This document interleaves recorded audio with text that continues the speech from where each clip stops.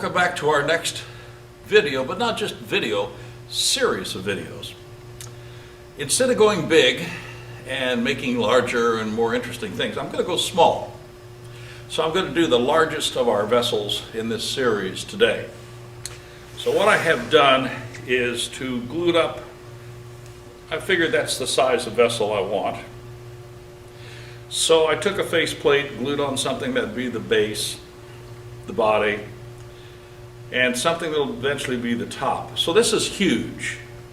But I'm going to use all miniature tools today, and we're going to downscale in future videos, work with different kinds of material as well as hardwoods, and show you what we can do with miniature tools. It's a place to go. It's something else, a little bit different. So I do most of my miniatures on glue blocks. It's just a habit. It's a good solid support. And I'm happy to use a 1x8 faceplate. So on this lathe, I've got to use an adapter to go down from 1 1/4 to 1x8. So here's my glue up. It took me about an hour to glue this whole thing up. I waited about 10 minutes between each glue up to be sure the glue was good and dry. Faced it off, flattened it, and then added the next piece. So this is going to be a vessel, and this is going to be our biggest one. So in the very beginning, so none of this stuff is balanced. So I'm going to put it between centers, and I'm going to do just enough turning here to bring this back into balance. And then we're going to do a little bit of hollowing. So I could do this with larger tools, but I'm going to do all this with small tools, some of which are commercial, you can buy. Some of which you used to be able to buy, so they're no longer available. And some of which you can make yourself, and which we've done. So let me get started. I'm going to just bring this round. I'm using a bowl gouge. This is a deep fluted gouge done with, originally by Jerry Glazer many years ago. He made a set of 3 tools. This is the bowl gouge, there's a shallow flute, spindle gouge, and there was a round nose scraper, which I converted into skew chisel. I'll show you all these tools later, and all the tools that we could use on future projects as well. So let me just bring this into round, put a hole through the center where we're going to have a hollow vessel out of it, and then start doing a little bit of turning. Well, they're balanced, but they're not round. So let's bring these things into balance. And I want to use the tailstock only because I'm going to do some rough cutting here.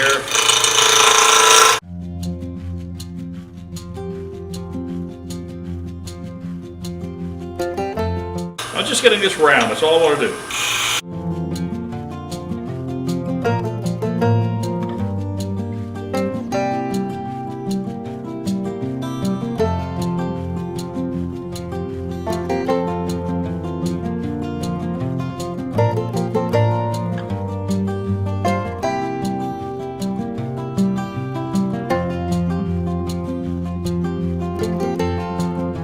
I'm not going to use the neck near that tall, so I might as well lose some of the height while I'm at it.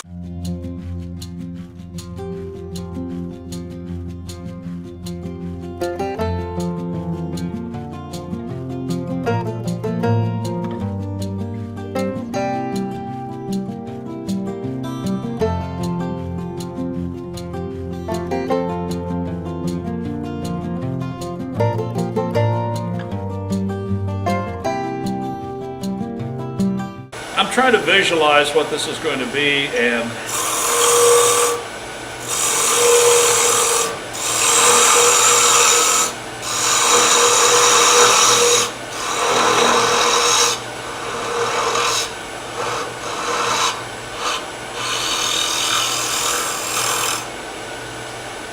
okay, I think I'll shape, and then I'm going to go in there and do a little bit of drilling.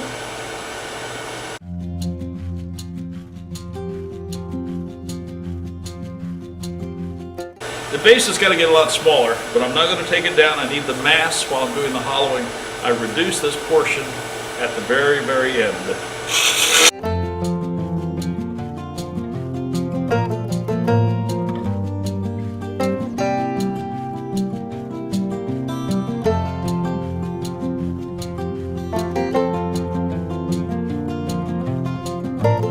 Now this deep shoulder here is going to be a hard thing to hollow, but we'll get it.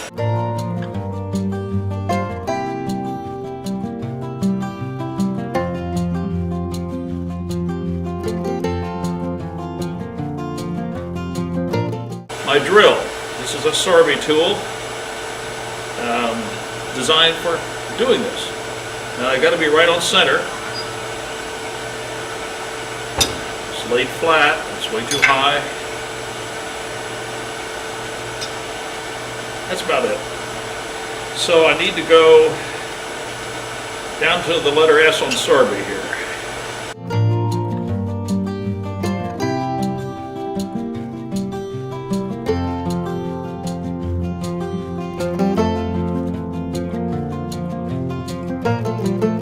Got it.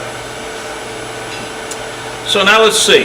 Let me do a little bit more on the shape, and then we're going to start doing a little bit of hollowing. I just want to see more about where this is going to end up. I think that shoulder is sharper than I'd like. So just a little bit of shear scrape there, that's better. And this is going to come way down, as I said.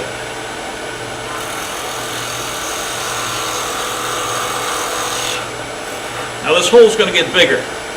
But I don't want it bigger now. I want it to stay that size because I'm going to rub tools against it and I'm going to bang on it a lot.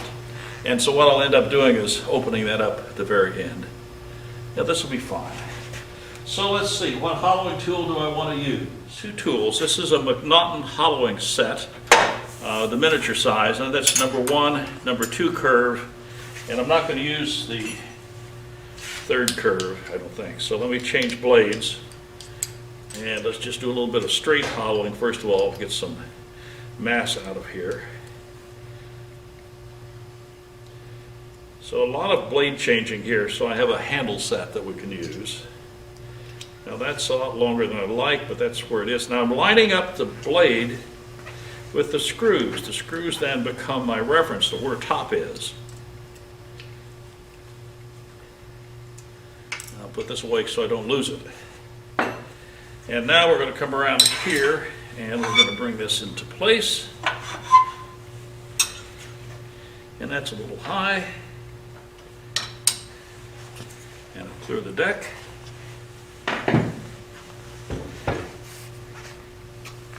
Maybe still a smidge high.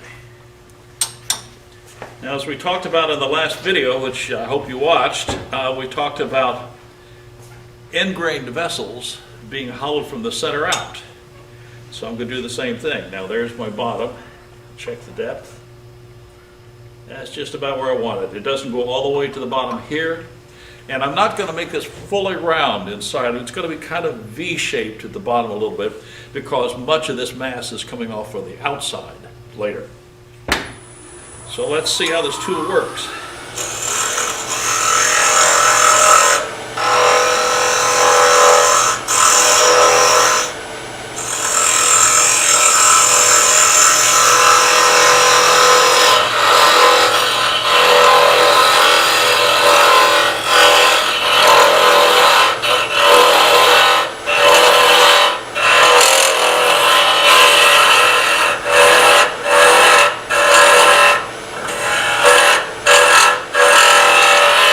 About hollowing, you have no idea what I'm doing because it's down inside and invisible, but it's coming out. I got a little scoop here, purpose of which is to get in here and dig that sawdust out. It's dry wood, so it's extracting pretty well by itself. If it was green, it would be needed to pull it out a lot. So let's just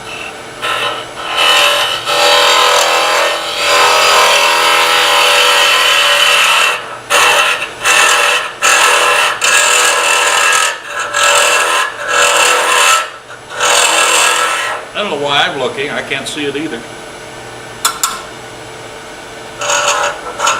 Come all the way to the bottom.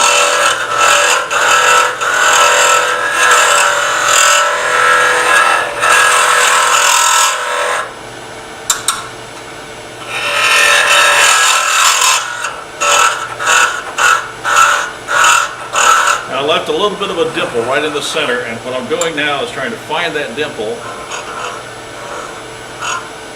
take it out before it gets worse. So like a little mountain down there.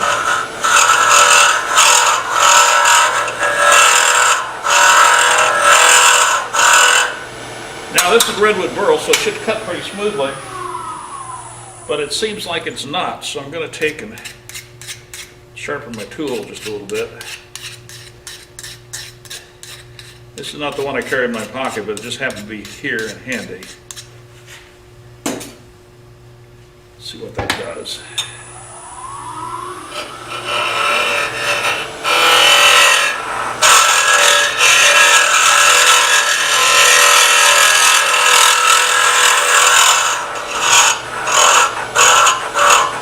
Press the bottom.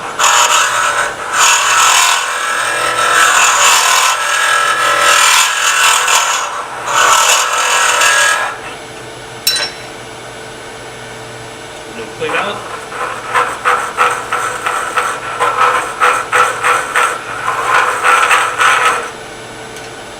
Now I want to get back up under the shoulder, and so what I'm going to need to do is to change to the other curvature, because I've got to be able to get to places that the straight tool will not go. So let me take it out, keep it at hand. I'm going to come back to it. And this tool here has just a slight curvature. It's going to allow me to get back up underneath that shoulder. So again, I'm going to put it in here, keep the screws right on top so I know where the flat of that tool is. You could use a bigger handle, but I find this is adequate for me. So on center, I'm going to come in here and go back up underneath that shoulder. It may need sharpening also.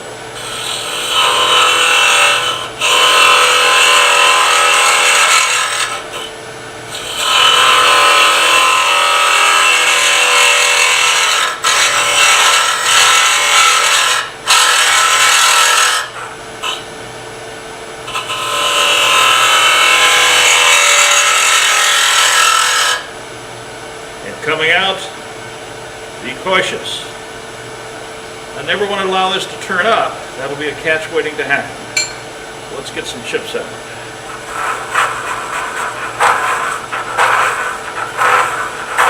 This allows me to do two things. I'm getting the chips out, but I'm also feeling the inside shape as this goes.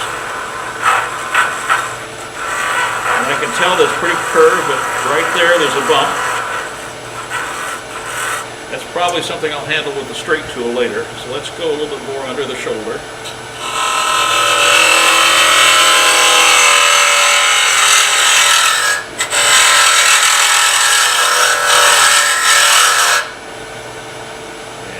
Safely. Clean up.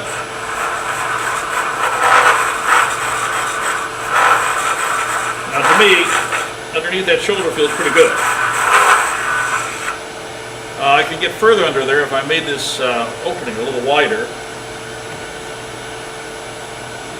I'm going to take my skew chisel and just take a little mass off of here and make it a little thinner.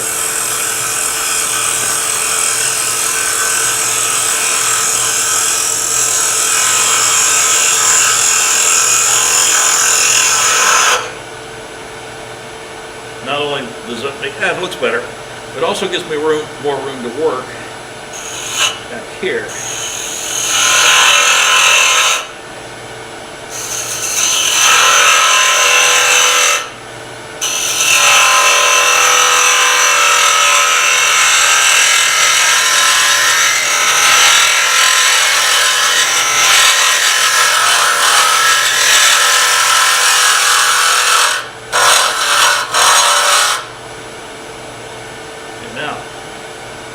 With curved tools, be sure that you never rest it in the middle of that curve. You'll force that thing down. You need to get it beyond it. Let's do a little cleanup.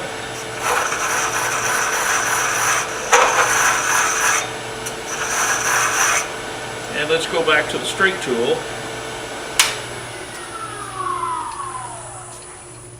Change handles again. Change blades in the handle. Now I think what I'm going to do one of these days is I'm going to probably cut about 1.5 inches off of the length of this. It's way too long. It doesn't need to be that long for the tools and the work that I'm doing. And I think I'll just cut it off one of these days. This is just plain hard metal. The cutting is the hard high-speed steel that's been brazed onto this top edge, just a little bit. So cutting this will be easy. So I'm going to go down here and feel.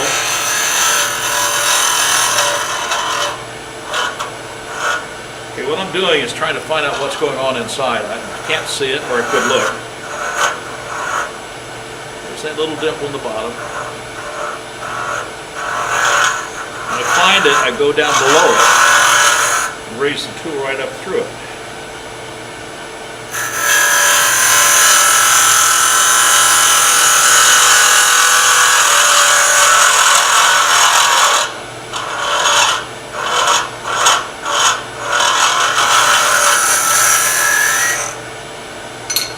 Probably pretty much done inside. Feels good. So let's go back and finish shaping the exterior.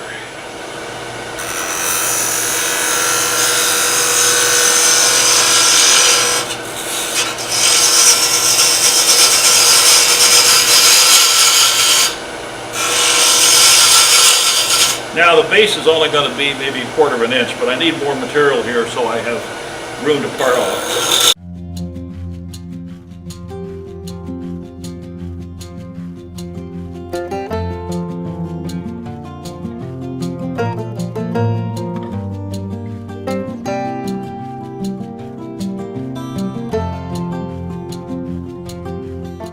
So I'm trying to look at the completed curve.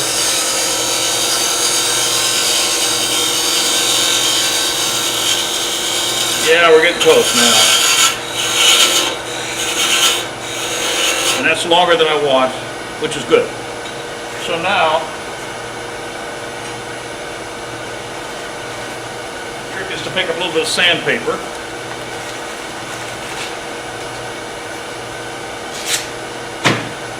Certainly don't want that much. This is 180. And this is about blending up the curve.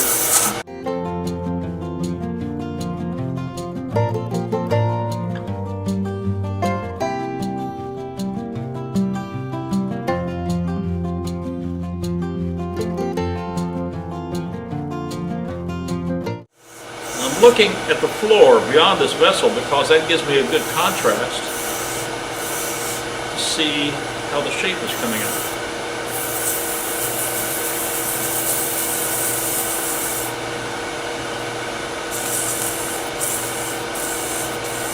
Okay, that's 180. I think we need to go to a reciprocal sander so we can get out any scratches that I just put in. So, oh yeah, I didn't get all the way down in here in the holly. I can see a spot where the holly is interrupted. So I have a little modification yet to be done. I think I'll use my shallow fluted gouge and figure out how I'm going to do this. I need to bring in this neck a little further.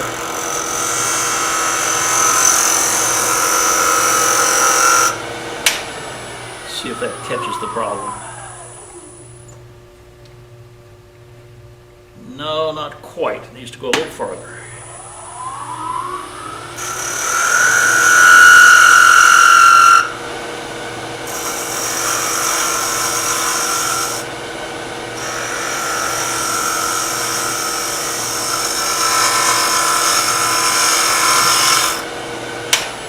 A little modification.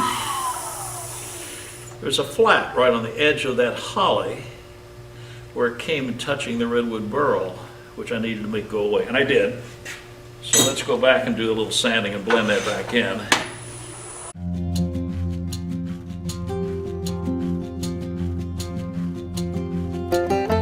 Okay, so as I said, reciprocal sanding.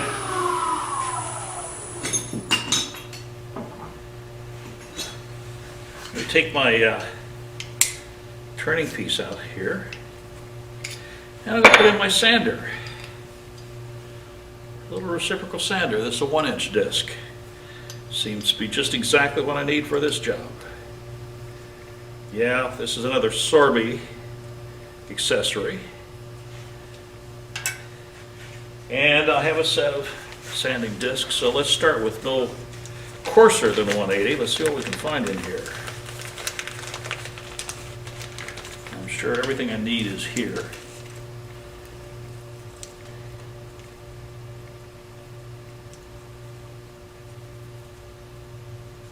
Here's about 180. It's a typical Velcro system. Sticks. Everything's like the big ones, except just smaller. Slow her down a little bit.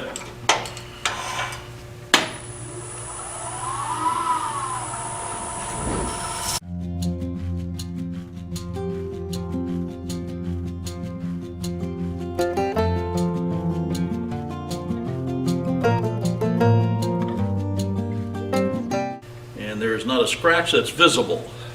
Doesn't mean there's not scratches. I can't see them. So let's go to a really fine one.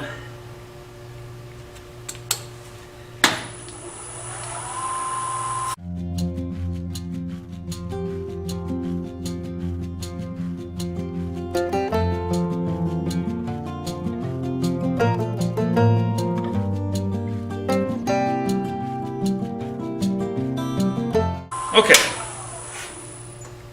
So now before I finish the shape, I have to do one more thing. I have to establish where the bottom actually is. And that requires a parting tool. And I'm going to put a cut in here simply to say this is the bottom. So my eye stops where I need to stop.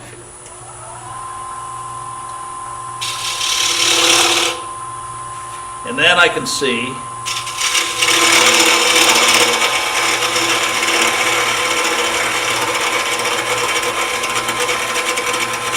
what else I have to do on the shaping.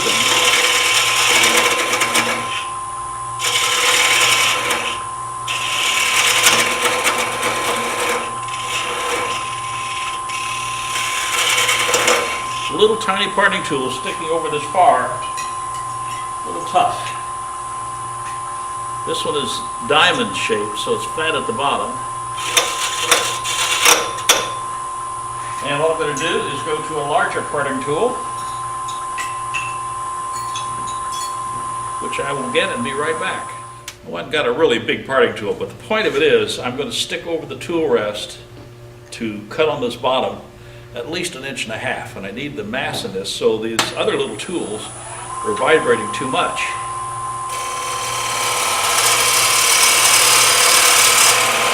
No, I'm not going to part it off.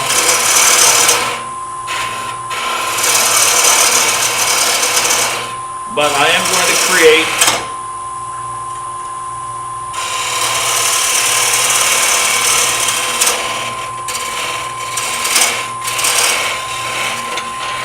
complete access to the bottom. Now that's the whole vessel. And I know, from looking at that now, I want to make a slight shape change. It's not small enough down here. But I needed that bottom so I could see that.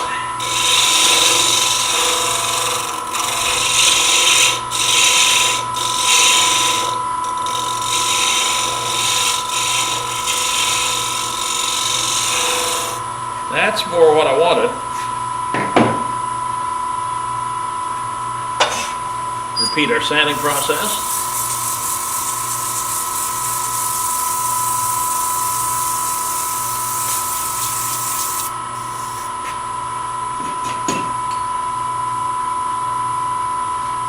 And our little reciprocal sander.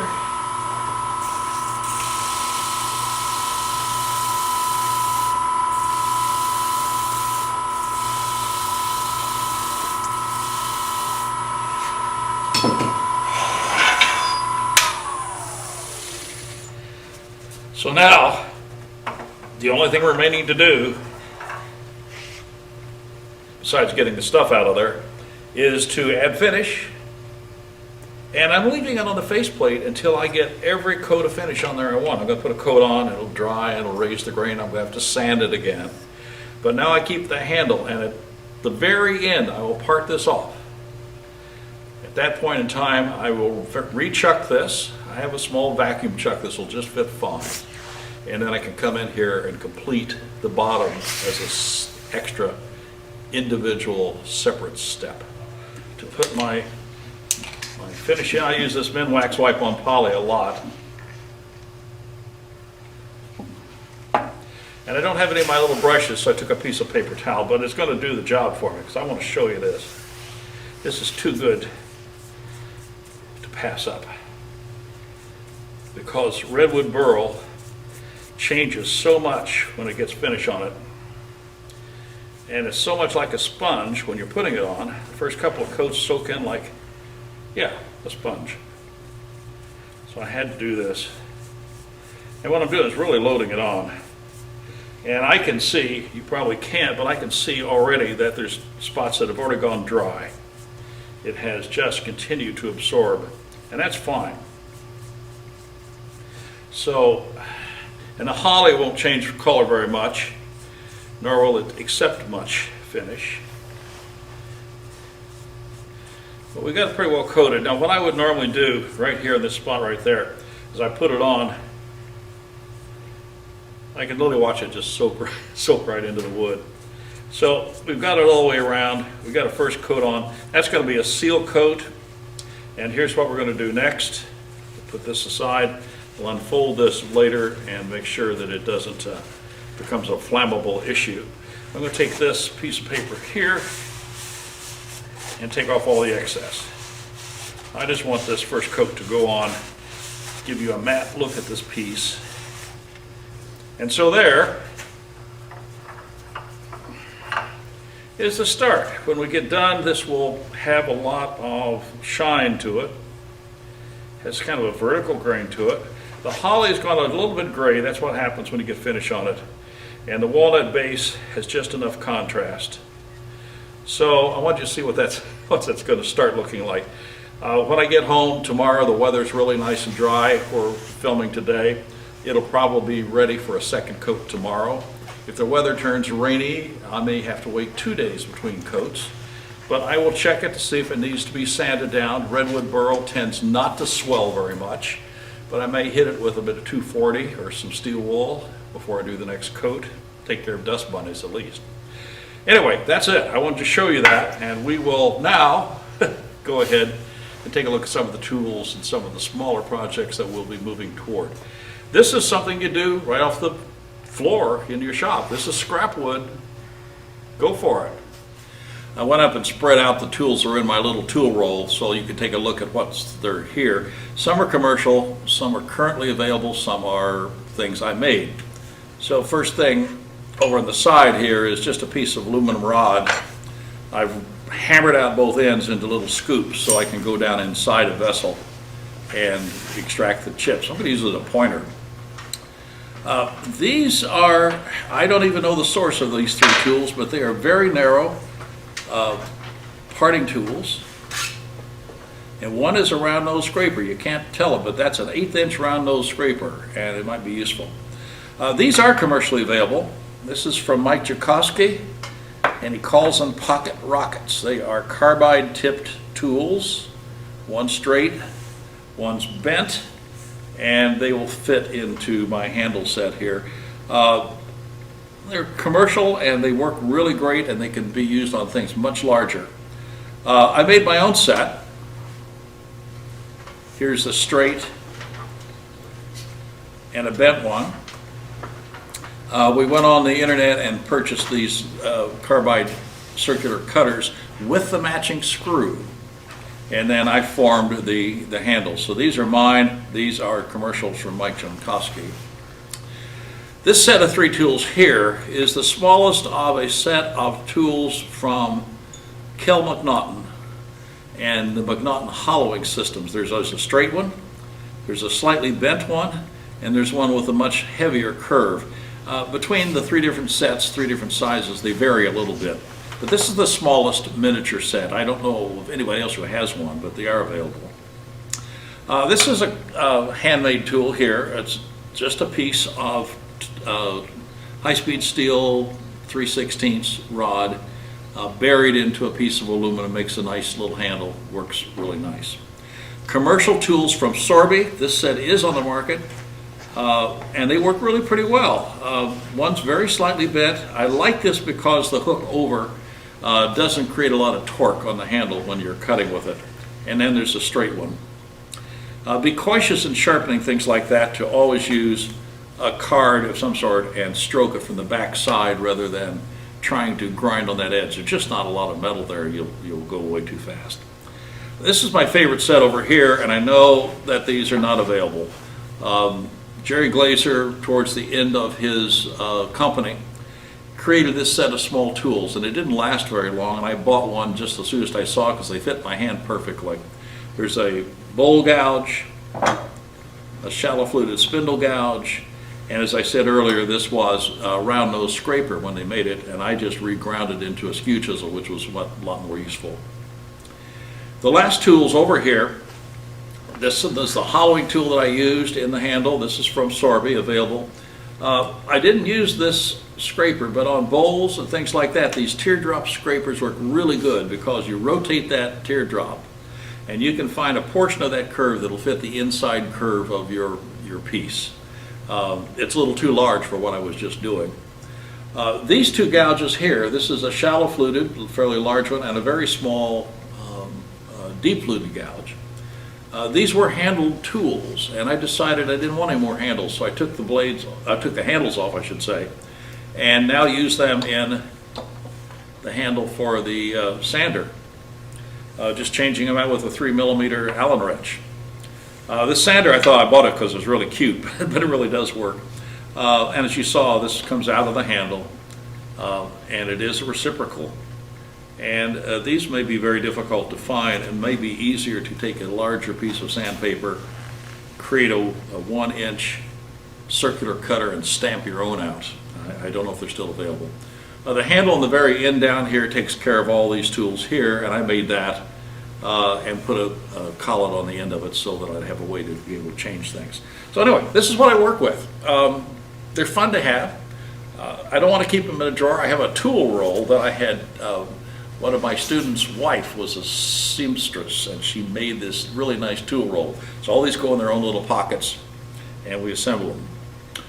Well, let me show you what we make with this stuff and where we can be going in the future videos. I want to work with acrylic. I want to work with Tauga nuts, which are on order right now, should be even in today. I want to work with other hardwoods, and I want to make very small pieces. And let me just show you what I have accumulated between things I've done and things that have been donated to me by others. Got my glasses with me so I can show you these things, because if I don't put my glasses on, I may not be able to see them.